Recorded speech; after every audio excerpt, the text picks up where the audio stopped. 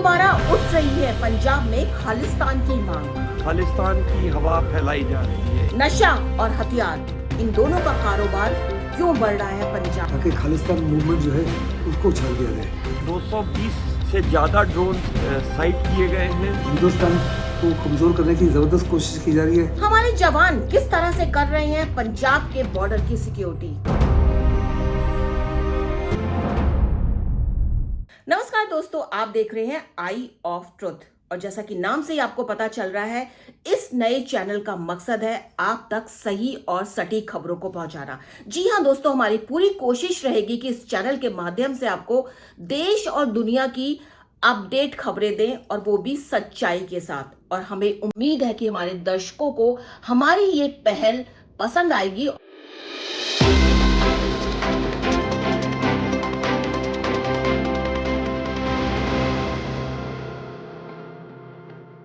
इस चैनल के माध्यम से हम राजनीति से लेकर हेल्थ, डिफेंस, इंटरनेशनल खबरों पर पूरी नजर रखेंगे और आप तक पहुंचाएंगे। और इसी प्रोग्राम में हम आज बात कर रहे हैं पंजाब की। जी दोस्तों, पंजाब की बात करना यहाँ बहुत ज्यादा जरूरी है क्योंकि सभी को पता है कि पंजाब एक बॉर्डर स्टेट है और बहुत ज्यादा सेंसिटिव है।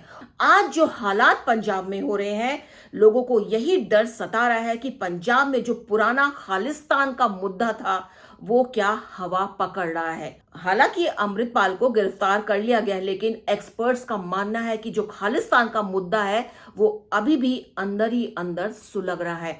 इसके अलावा पंजाब में जो तमाम तरह की और प्रॉब्लम है, चाहे वो ड्रग्स की प्रॉब्लम है, चाहे वो ड्रोन के माध्यम से आर्म्स वहां फेंके जा रहे हैं क्योंकि बॉर्डर है और सभी को पता है पाकिस्तान और चीन किस तरह से पंजाब के जरिए हमारे देश को कमजोर करने पर तुले हुए हैं।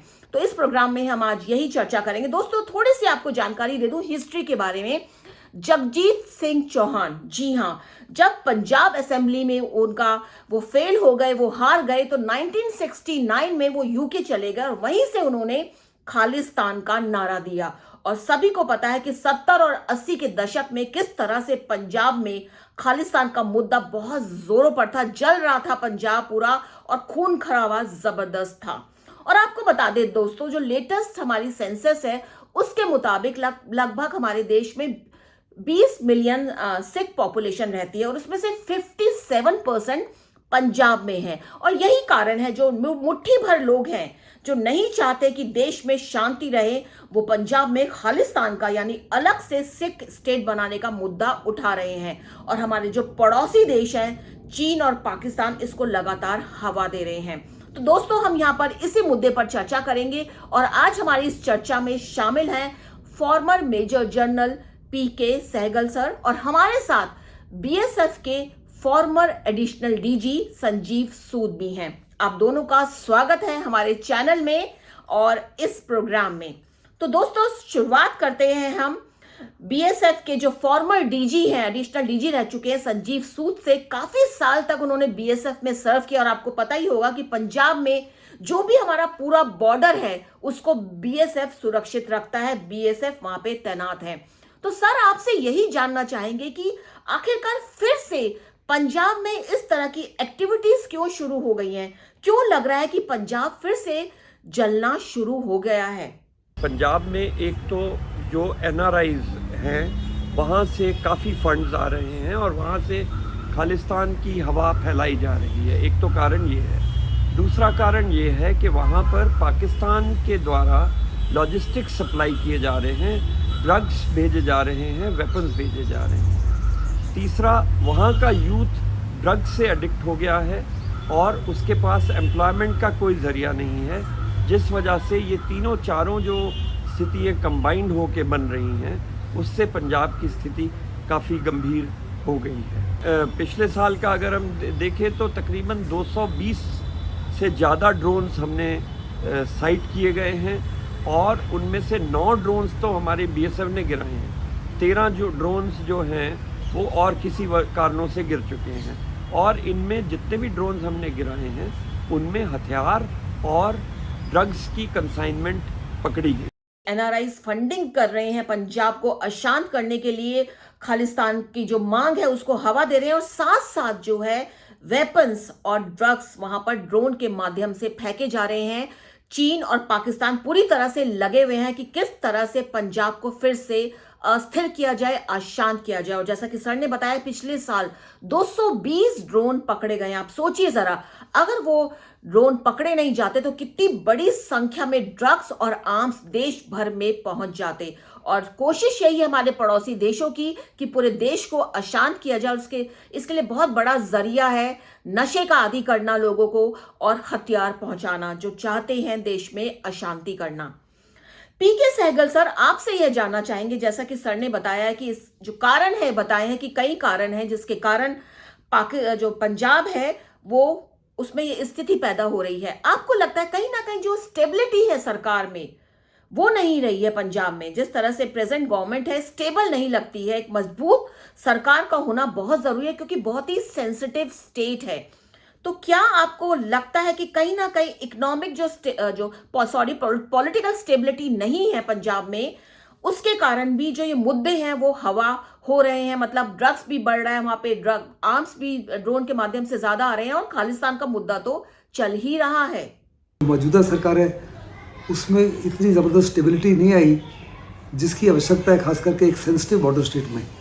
पंजाब में स्थिति काफ़ी सालों से काफ़ी ज़्यादा बदतर है। इसके मुख्य कारण है पाकिस्तान हर समय ताक में रहता है कि हिंदुस्तान के अंदर खालिस्तान मूवमेंट को कैसे दोबारा शुरू किया जाए। वो ड्रोन्स के माध्यम से ड्रग्स भेजता है ताकि युवकों को बर्बाद किया जाए, फिर फेक करेंसी भेजता है ताकि हमारी इकोनॉमी को बर्बाद किया जाए, और बड़े पैमाने पे असला और वेपन्स भेज रहा है ताकि खालिस्तान मूवमेंट जो है उसको उछाल दिया जाए। तो जैसा कि सर ने बताया कि पाकिस्तान हमेशा ताक में रहता है कि किस तरह से अशांति फैलाई जाए पंजाब में, और स्टेबल सरकार का नहीं होना पंजाब में भी एक बहुत बड़ा कारण है। क्योंकि अगर सरकार स्टेबल होती है तो बहुत ही सख्त कदम उठाए जाते हैं और बॉर्डर पर खास तौर पर सुरक्षा बढ़ती जाती है। तो यहां पर पंजाब में कहीं ना कहीं जो इंस्टेबिलिटी आ रही है, जो इन मुद्दों को या तो सीरियसली नहीं लिया जा रहा, तभी ये मुद्दा हवा पकड़ रहे हैं। और रोजाना कभी ना कभी हम खबरें सुनते ही हैं कि ड्रोन के माध्यम से आज इतने ड्रग्स जो फेंके गए थे वो पकड़े गए, हथियार जो फेंके थे वो पकड़े गए। लेकिन आप सोचिए दोस्तों, बहुत से ऐसे ड्रोन्स होते होंगे जो पकड़े नहीं जाते होंगे, और जो हथियार हैं और जो ड्रग्स हैं वो आगे तक पहुंचते होंगे। और करेंसी, जैसा कि सर ने बताया कि जो फेक करेंसी है कि हमारी जो इकोनॉमी है उस पर भी प्रहार किया जाए। सहगल सर, आपसे एक बात और जानना चाहेंगे यहाँ पर साथ साथ कि जो इतना बड़ा मूवमेंट हो रहा है पंजाब में और सब देख रहे हैं, हम भी सुनते हैं देखते भी हैं, जो चलता है वहां पे अमृतपाल जैसे लोग जो हैं एकदम से आ जाते हैं, कोई जानता भी नहीं है अमृतपाल को, और सडनली अमृतपाल उठ करके खड़ा हो जाता है, एक बहुत बड़ा लीडर बन के खालिस्तान मूवमेंट को हवा देता है। इन लोगों की फंडिंग कहां से आती है? कहां से इनके पास इतना पैसा आता है? कहां से इनका इतना दिमाग चलता है? कौन लोग हैं इन लोगों के पीछे जो हमारे देश को अशांत करना चाहते हैं, बिल्कुल अशांति फैलाना चाहते हैं, पंजाब को छीनना चाहते हैं भारत से? सबसे ज़्यादा फंडिंग तो इनकी हो रही है पाकिस्तान के माध्यम से, जिसके पीछे चाइना भी लगा हुआ है। चाइना बड़े पैमाने पर पाकिस्तान को फंड देता है हिंदुस्तान को हर प्रकार से कमज़ोर करने के लिए। इसके अलावा इनको अनेकों देश हैं जहाँ पे जो सिख हैं जो खास करके देश के खिलाफ हैं और देश के खिलाफ कार्रवाई करते हैं, जो काफ़ी छोटी तादाद में है, लेकिन वो बहुत बड़ा फंड्स इनको भेज रहे हैं। वो उसमें मेन नेशन जो इन्वॉल्व हैं यूके है, कनाडा है, इटली है, जर्मनी है, ऑस्ट्रेलिया है और कुछ हद तक फ्रांस भी है। हिंदुस्तान को कमज़ोर करने की ज़बरदस्त कोशिश की जा रही है। चीन पाकिस्तान के जरिए फंडिंग करता है और पूरी कोशिश रहती है भारत में इस तरह की गतिविधियों को अंजाम देने की। और जो लोग बाहर रहते हैं, बाहर देशों के नाम बताए हैं सर ने कि जो लोग वहां रहते हैं, सिख कम्युनिटी रहती है और जो चाहती है भारत में अशांति करना, और जो खालिस्तान मुद्दे को लगातार इंटरनेशनली भी हवा देते हैं। और इसके बारे में हम सब जानते हैं, हाल फिलहाल में जो लंदन में हुआ हमारी एम्बेसी में, वो सबको ही पता है कि वहां पे किस तरह से हमारे तिरंगे का अपमान किया गया। यूएसए में ऐसा हुआ, कनाडा में तो हो ही रहा है, इसके अलावा और देशों से भी छोटी मोटी खबरें आ जाती हैं। तो ये जो सिख हैं, जो कम्युनिटी है, मुट्ठी भर लोग हैं सिर्फ, ये यहाँ पर फंडिंग करते हैं।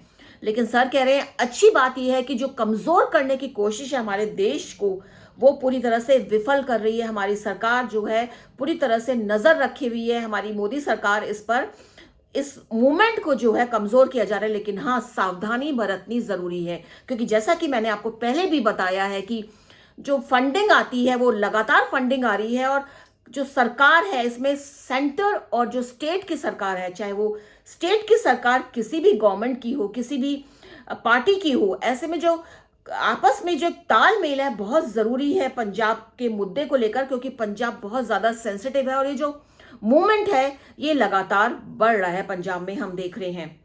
संजीव सूद सर आपके पास एक बार फिर आएंगे और आपसे हम यही जानना चाहते हैं कि जो समस्या चल रही है पंजाब में किस तरह से उसको डील किया जाए, क्योंकि 70 और 80 के दशक में जो वो हुआ बहुत ही मुश्किल से वो काबू पाया गया। सबको पता है हजारों लोगों की वहां जाने गई, जब खालिस्तान मूवमेंट वहां चल रहा था, खून खराबा रोजाना वहां होता था, उस पर हमने पूरी तरह से कंट्रोल किया। लेकिन अब दोबारा से जो मूवमेंट हो रहा है तो इस पर किस तरह से कंट्रोल करना चाहिए, क्या क्या आप बताएंगे, क्या क्या करना चाहिए हमारी सरकार को?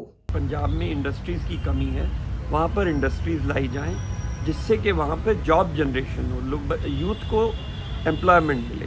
दूसरा, वहाँ पर ड्रग्स के मेनेस को कंट्रोल किया जाए, जो भी लोग ड्रग्स में इन्वॉल्व हैं उनके ऊपर कड़ी से कड़ी कार्रवाई की जाए। बॉर्डर्स के ऊपर में काफ़ी सख्ती करने की ज़रूरत है जिससे कि लोगों में ड्रग एडिक्शन की कमी हो। तीसरा, मुझे ये लगता है कि वहाँ पर जो है माहौल, सीनियर्स जो हैं उनको कन्विंस करना ज़रूरी है कि वो अपने यूथ को स्ट्रे ना होने दें, क्योंकि उन्होंने 30 साल पहले की पंजाब में जो मिलिटेंसी थी उसके कितनी गंभीर उसके रिजल्ट्स होते हैं वो देखे हुए हैं। तो वो वायलेंस अगर सीनियर्स अपने यूथ को कंट्रोल कर लेंगे तो वो वायलेंस को अवॉइड किया जा सकेगा। बहुत अच्छी एक बात बताई कि पंजाब में इंडस्ट्री ज्यादा नहीं है और जो यूथ है, वहां का जो युवा वर्ग है वो अनएम्प्लॉयड ज्यादा है और ऐसे में उनका दिमाग इन सब चीजों में ज्यादा लगता है, उनको बहुत आसानी से बहलाया जा सकता है रोजगार का बहाना देकर। तो ऐसे में जरूरी है वहां पे इंडस्ट्री लगाई जाए, कोशिश की जाए कि रोजगार मिले युवाओं को जिससे वो अपना काम में दिमाग लगाएं। दूसरा, जो लोग ड्रग्स में इन्वॉल्व है उनके खिलाफ कड़ी कार्रवाई की जाए। और एक और बहुत इंपॉर्टेंट बात यहां पर सर ने की है कि जो सीनियर्स हैं जिन्होंने 70 और 80 के दशक में पंजाब को पूरी तरह से जलते हुए देखा है, हर घर से कब कोई ना कोई पता चलता था कि किसी ना किसी की डेड बॉडी उठी है, वो हालात 70 और 80 के दशक में थे। तो जिन्होंने वो नजारा देखा है, जो गवाह हैं उस दर्द के, उनको आगे आकर यूथ को समझाना चाहिए जो कहीं ना कहीं बहक रहे हैं, चाहे वो ड्रग्स में बहक रहे हैं, चाहे वो हथियार उठा रहे हैं और जो खालिस्तान का जो मुद्दा है उसमें सहयोग दे रहे हैं। कुछ जो हमारे जो कुछ लोग हैं, कुछ मुट्ठी भर लोग हैं जो युवाओं को वहां पे बहका रहे हैं, बलगला रहे हैं। तो ऐसे में जो सीनियर्स हैं उनकी बहुत बड़ी यहाँ पे एक कोशिश होनी चाहिए कि युवाओं का मार्गदर्शन करें।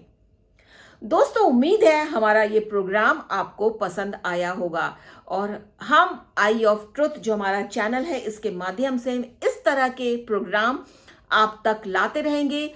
हमारी कोशिश यही रहेगी दोस्तों कि हम आपको बोल रहे हैं, हमारा नया चैनल है, हम आपसे ज्यादा जुड़ने की कोशिश करेंगे और आने वाले समय में हम आपसे आपके विचार भी मांगेंगे इस चैनल में। आप क्या देखना चाहते हैं और कौन सी खबर आपको पसंद आई है, नहीं पसंद आई है, आप हमारे क्रिटिक भी हैं। जी हाँ दर्शकों, क्योंकि आप ही हमें बताएंगे कि हम कहां कहां गलतियां कर रहे हैं, जिससे हम अपनी गलती सुधारें और आपसे ज्यादा जुड़ें। तो दोस्तों, हम तो यही चाहते हैं कि आप हमारे चैनल पर भरोसा कीजिए और हमें सब्सक्राइब कीजिए और हमारा ये प्रोग्राम देखते रहिए हमेशा। नमस्कार। हमारे चैनल आई ऑफ ट्रुथ को सब्सक्राइब कीजिए YouTube पर, इसे फॉलो कीजिए Facebook पर, Instagram पर, Twitter पर और कू पर। हमारे चैनल के बारे में फीडबैक देने के लिए हमें मेल कीजिए ioftruth.6@gmail.com पर।